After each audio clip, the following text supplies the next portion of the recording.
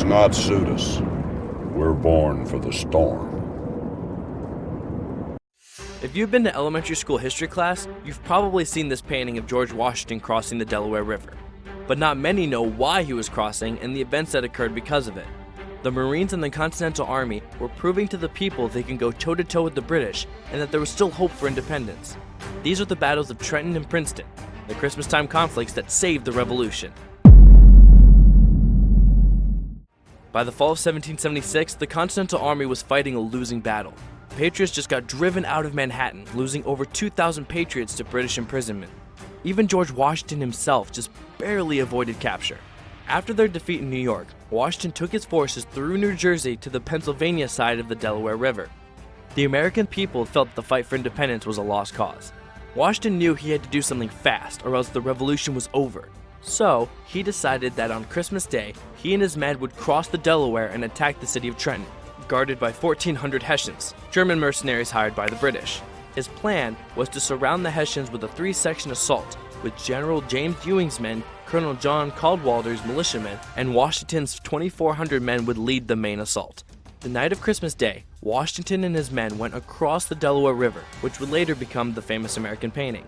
But because of icy conditions, only Washington's men made it across. The actual attack on Trenton began the morning of December 26th, catching the Hessians completely by surprise. Only 2 Americans died during the attack due to exposure to freezing conditions. Washington was able to take the city of Trenton, but then immediately was forced to withdraw. Without the support of Ewing, Cadwalader, and their men, Washington's force was too small to hold the town.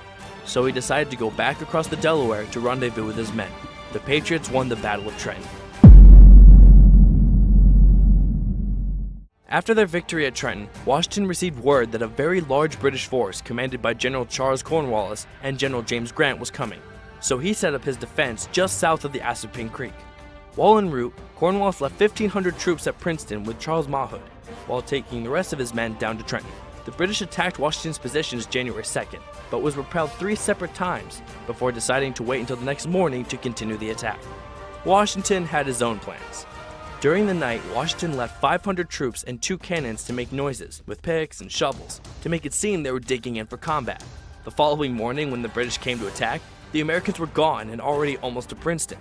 Meanwhile, at Princeton, Brigadier General Hugh Mercer's militia attacked Charles Mahood's 2 regiments. Mercer and his troops were overrun and Mercer was mortally wounded. Things looked bad for the Patriots until George Washington to the rescue. Washington rallied Mercer's men with reinforcements and overran the small British force, ending in British surrender. The Patriots had won their 3rd conflict in 10 days, turning the tide of the Revolution, which led to many more troops joining the fight in the spring, and well, the rest is history.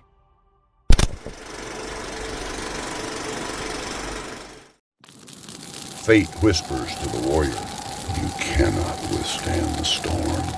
The warrior whispers, "I am the storm."